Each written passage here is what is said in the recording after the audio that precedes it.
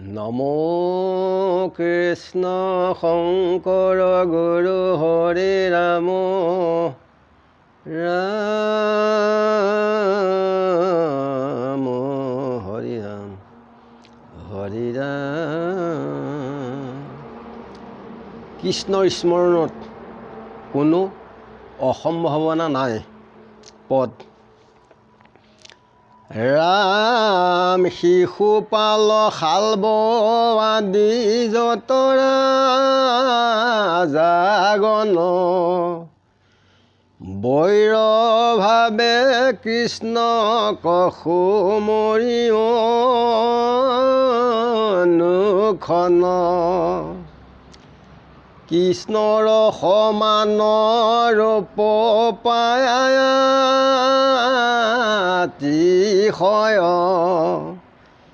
মৰি মৰি গৈল সবে বৈকুণ্ঠ নিলয় যিটো অনুৰাগে চিতে হেনয় কৃষ্ণক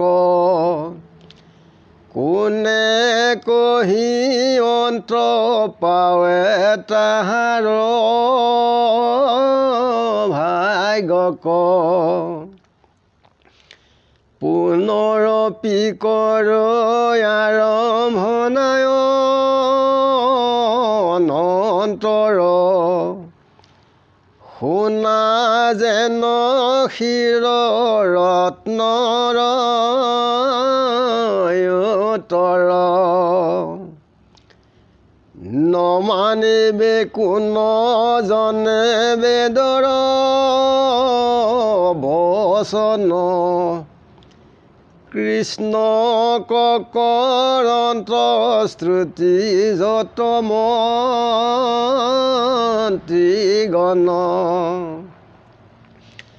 বুলন্ত শুনিও কৃপাময় মহেশ্বৰ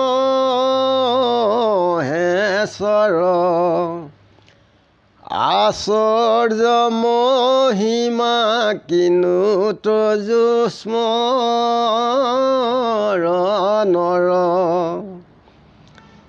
প্ৰাণ মন ইন্দ্ৰিয় নিয়মি যোগীগণ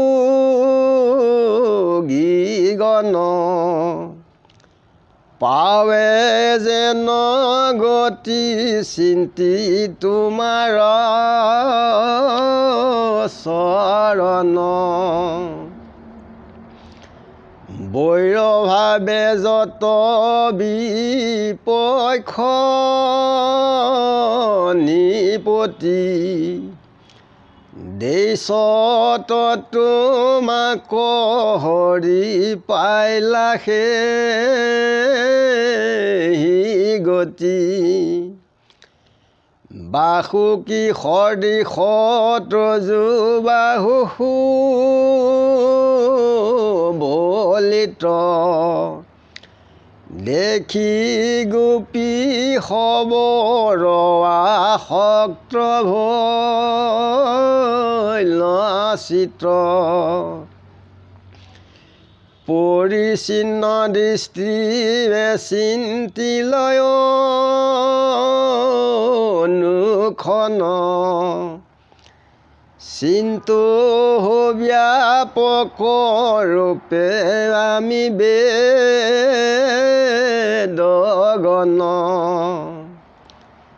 তথাপিতো সমগতি গোপীৰ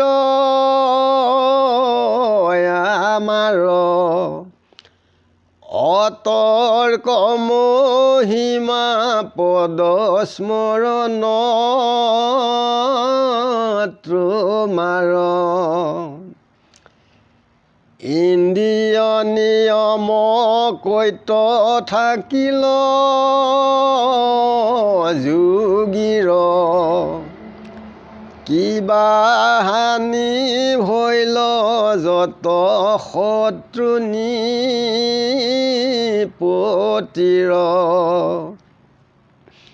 নসাধিল গোপী কিবা কাম ভাবেশমৰি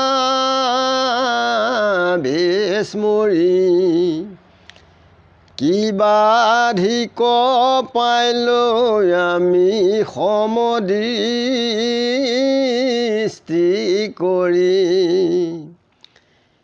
চাৰিও আমাৰ ভৈল গতি সমসৰ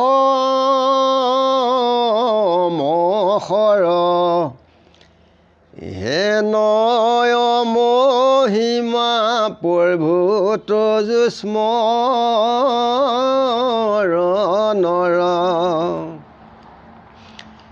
এহি মানে সংহৰিলো বচন বেদৰ হেন বাবুলিবা বৈৰ নিপতি খবৰ বৈৰকৃত পাপ চয় আছে বিধমান কেনমতে হৈব তাৰা কৃষ্ণৰ সমান দৃষ্টান্ত সহিতে শুনামিহাৰ উত্তৰ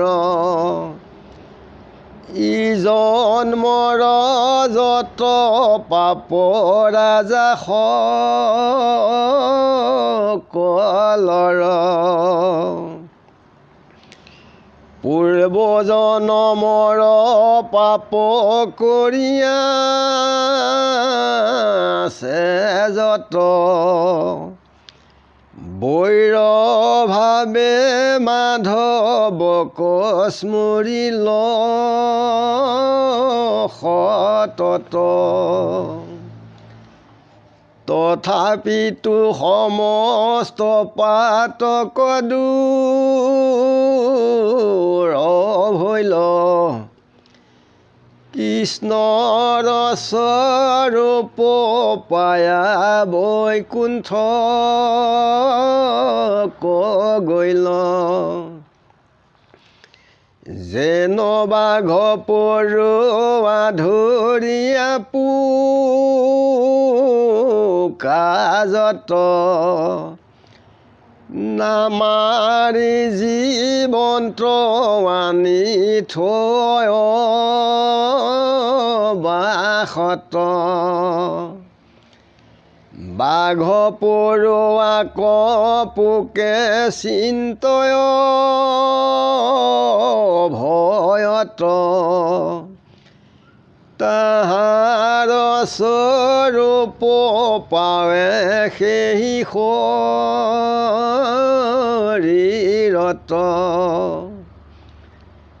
জীৱাজাক সৰ্বখনে চিন্তিয়া থাকয় তাহাৰ স্বৰূপ সিটো অৱশ্যে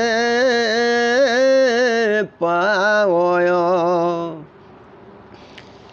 ইহাৰ প্ৰমাণ লৈও বচনে কৃষ্ণৰ বুলন্তয় ধৱ শুনা মোহৰ উত্তৰ বিষয়ক ধ্যান কৰি থাকে যিটো জন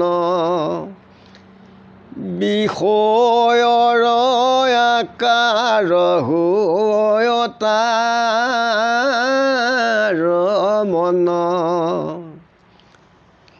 মোৰ মাত্ৰ অনুক্ষণ চিন্তিয়া থাকয় মোহৰ স্বৰূপ পাৱে সিটো মহাশয়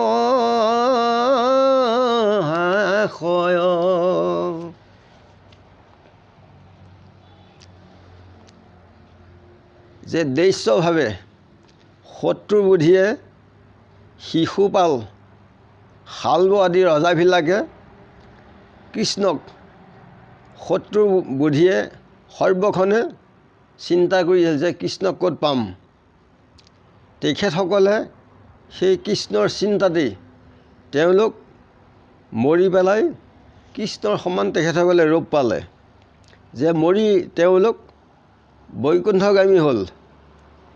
যে যিসকলে একাগ্ৰচিতে কৃষ্ণক কায় বাক্য মনেৰে ধ্যান ধাৰণে তেখেতক যি চিত্তত তেখেতক স্মৰণ কৰে, যে তেখেতৰ ভাগ্যৰ কথা কৈ কোনো অন্ত কৰিব নোৱাৰি।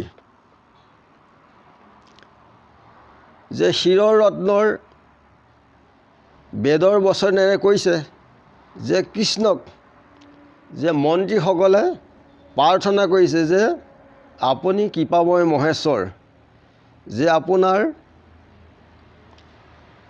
স্মৰণৰ মহিমা বৰ আশ্চৰ্যজনক, যে যোগীসকলে মন প্ৰাণ ইন্দ্ৰিয় সংযম কৰি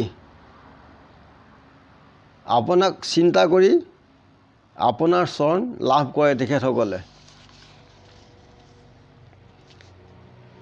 নৃপতিসকলে শত্ৰু বুদ্ধিয়ে কৃষ্ণক চিন্তা কৰোঁতে তেখেতেও সেই দৃশ্যভাৱতেই ঈশ্বৰ গতি তেখেতসকলেও লাভ কৰিলে। যে গোপীসকলে কৃষ্ণক তেখেতৰ বাহুৰ সুৱলিত তেখেতৰ ৰূপত মুগ্ধ হৈ গোপীসকলে আসক্ত হৈ কামত তেখেতসকলেও কৃষ্ণগতি লাভ কৰিলে।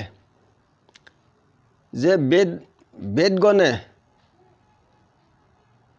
ব্যাপকভাৱে চিন্তা কৰে, কিন্তু গোপীসকলে পৰিচ্ছিন্ন ৰূপেহে চিন্তা কৰিছিলে। তথাপিতো গোপীসকলৰ লগত সমান গতি লাভ কৰিলে। যে কৃষ্ণৰ স্মৰণ বৰ অতৰ্ক মহিমা, যে যোগীসকলে মন প্ৰাণ ইন্দ্ৰিয় সংযম কৰিলে আৰু শত্ৰু নৃপতিবিলাকেও কৃষ্ণক শত্ৰু বুদ্ধিয়ে চিন্তা কৰি তেওঁলোকেও ঈশ্বৰ গতি লাভ কৰিলে। আৰু গোপীসকলে কামভাৱে স্মৰণ কৰি এই সকলোৱে চাৰিওৰে সমান গতি লাভ কৰিলে। যে কৃষ্ণৰ যেতিয়া নৃপতিসকলে বৈৰভাৱে চিন্তা কৰিছিলে, তেখেতসকলৰ বহুত পাপ আছিলে। তেখেতসকলৰ এই জন্মত আছিল আৰু উপৰি জন্মত যিবিলাক পাপৰ বোজা বাসনা লৈ আহিছিল, সেই বৈৰভাৱে কৃষ্ণক চিন্তা কৰি স্মৰণ কৰি তেওঁলোকেও কৃষ্ণগতি লাভ কৰিছিলে। তেখেতসকলৰ সকলো কৃষ্ণক চিন্তা কৰোঁতেই তেওঁলোকৰ পাপ নাইকিয়া হ'ল আৰু কৃষ্ণৰ সমান ৰূপ প্ৰায় তেখেতসকল বৈকুণ্ঠ প্ৰাপ্তি হ'ল। যেনেকৈ এটা বাঘ পৰুৱাই এটা পোকক জীৱন্ত অৱস্থাত যেতিয়া ধৰি আনি এটা বাঁহত সুমুৱাই থয়, তেতিয়া পোকটোৱে কি কৰে, সেই বাঘ পৰুৱাটোকে অনাবৰতে চিন্তা কৰি থাকে ভয়তে, যে মৰি পেলাই তেওঁ যদি মৃত্যু হয় সেই পোকটো, তেতিয়া সেই বাঘ পৰুৱাৰ ৰূপ পায়। যোনে যাক সৰ্বক্ষণে অনাবৰতে চিন্তা কৰি থাকে তাৰ স্বৰূপ অৱশ্যে পায়। কৃষ্ণই উদ্ধৱক কৈছে যে বিষয়ক যি অনাবৰতে চিন্তা কৰি থাকে তেওঁ মন বিষয়কে পায়। সেইকাৰণে সৰ্বক্ষণে কায় বাক্য মন চিতে অনুক্ষণে যিজনে মোক অনাবৰতে চিন্তা কৰে মোৰ স্বৰূপ লাভ কৰে। যাৰ গুণ নাম স্মৰণ মাত্ৰকি কালৰো এৰাই হাত, আন ঠাইত তাংক খুজিবই নালাগৈ ইয়াত দেখা সাক্ষাৎ। যে কৃষ্ণৰ নাম গুণ স্মৰণ কৰাৰ লগে লগে কালৰ হাত এৰাই যায় কালমায়া এইবিলাকৰ যে ঈশ্বৰ কৃষ্ণ আনক বিচাৰিব নালাগে, হৃদয় পদ্মত সৰ্বক্ষণে তেখেত পৰমাই আছে, তেখেতক চিত দি আগবাঢ়িলে উত্তম হয়। ইমানতে আমি ৰাখিছোঁ। গুৰু কৃষ্ণ কৃষ্ণ মহান হৃদয়ানন্দ। কৃষ্ণ কৃষ্ণ।